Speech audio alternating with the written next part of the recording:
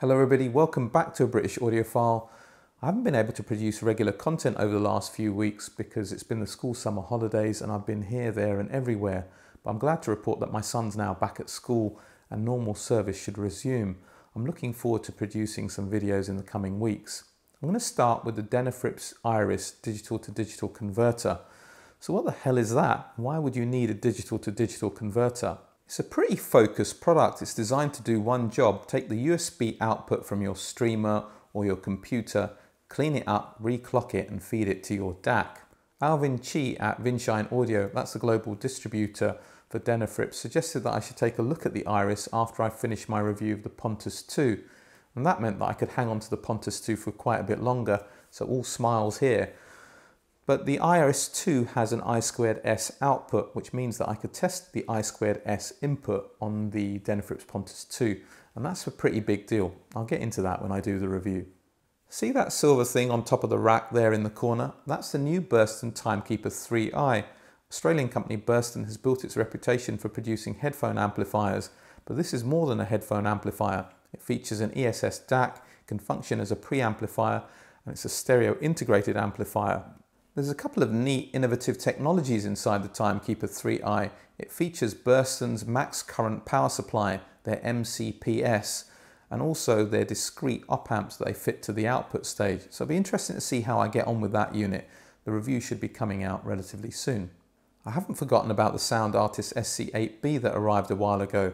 That's a dual concentric design featuring a horn-loaded tweeter and an 8-inch paper mid-woofer. Review pending. So what's been happening in the world of hi-fi over the last couple of months?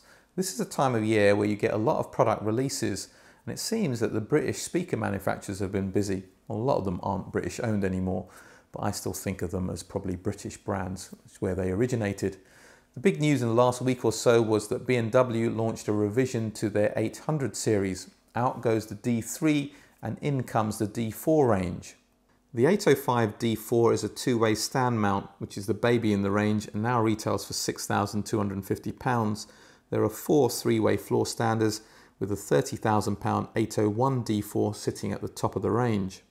All the cabinets now have a cast aluminium top as opposed to a wooden one on the previous model, and that increases stiffness to reduce cabinet resonances, and it's also finished with a very nice Connolly leather.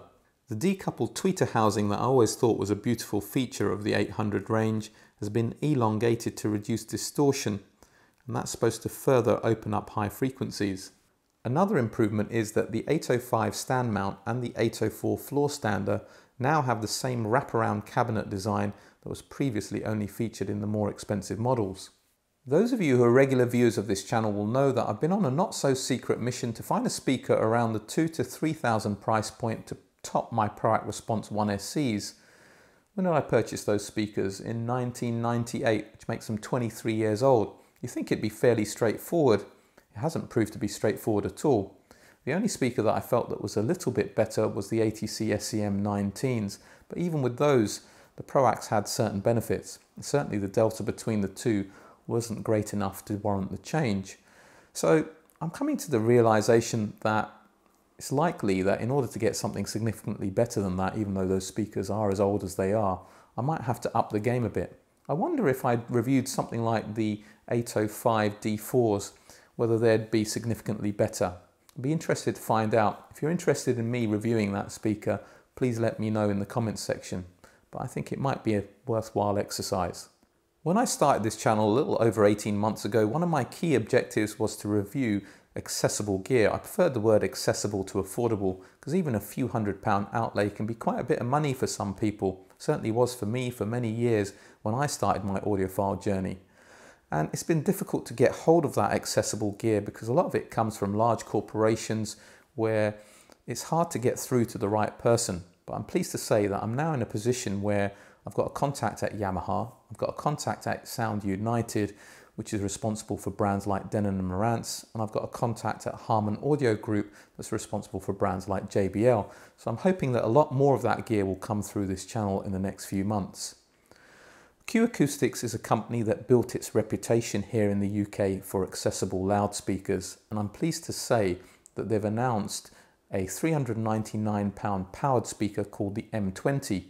It's a two-way powered loudspeaker featuring a built-in 65 watt per channel amplifier. You can stream to it via Bluetooth using the aptX HD protocol, and it has a built-in DAC with a USB and an optical digital connection. There's also analog connections via RCA and 3.5mm, and it has a sub-out connection to use with a powered subwoofer. It seems like you get an awful lot for your £399, and given Q Acoustics' pedigree for producing speakers around this price, the results might be quite interesting. I'm very keen to review that product. So what else? Fyne Audio produced some beautiful looking speakers. The £2,500 F700 is hands down, in my opinion, the most attractive looking speaker that I've reviewed since starting this channel. It's also the most accessible Fyne Audio product to be built in the factory in Scotland, because the F300 and the F500 range are built in China. Well, it was the most accessible product up until the 20th of August, when Fyne Audio launched the special production versions of the 500 range. The smallest speaker in that range is the 500 SP, which retails for £1,299 in gloss white or gloss black. If you want the gloss walnut, that'll cost you an extra £200. It features a 6-inch ISO flare driver that's much closer to the one found in the F700. It has a concentrically mounted compression dome magnesium tweeter straight from the F700. The cabinet is constructed from a much higher density fiberboard than the standard F500, and it has a thicker aluminium base. Even many of the crossover components from the F700 have trickled down, including the Vanden Hull oxygen-free copper silver-plated cabling. Basically, for a little over half the price of the £2,500 F700, you seem to be getting an awful lot of what that speaker is about. It certainly seems closer in terms of technology and engineering to the F700 than it does to the £650 F500. Buchardt Audio is taking pre-orders on their website for the S400 Mark II at €1,800, saving €200 off the list price. It still includes shipping and a 45-day trial.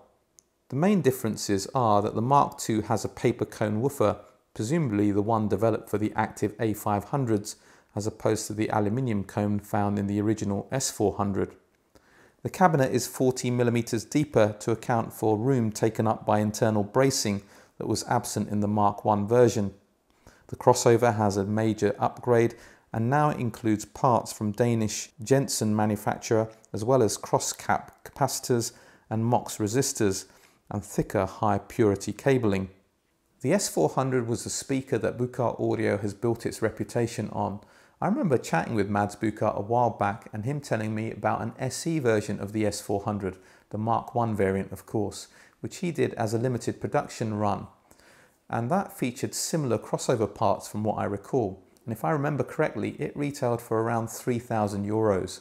It was built in Denmark at that price, but still seems that the S400 Mark II stacks up as very good value and a major upgrade. Now that I've got contact at Harman Audio Group, I'm keen to get some JBL speakers in. JBL makes speakers at all kinds of price points, but if you like a little bit of retro chic, something interesting was launched recently. Do you recall the iconic L100 that was originally launched in 1970? Well, the current version of that retails for £4,000, hardly accessible. Okay, if you're a sucker for the retro looks, for around half the price you can get the L82. JBL have added an even smaller speaker to that range, the L52, which retails for £999 a pair. It's a two-way design with a genuine walnut wood veneer cabinet and a choice of Quadrex foam grills. It has a 5¼ inch paper pulp mid-woofer and a 0.7 inch titanium dome tweeter in a waveguide.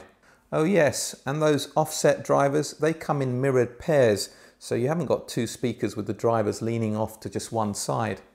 I've already spoken to the representative at Harman Luxury Audio Group, and that speaker is coming as soon as I clear through my current crop of products that I've got in for review. So just watch this space. Roksan have introduced their new Attessa amplifier that retails for £995. You get 80 watts per channel into 8 ohms, 2 line level inputs and a moving magnet phono stage. It also has a Burr Brown DAC with Toslink and coaxial connections and Bluetooth connectivity. Pay an extra £500 and you get the streaming version.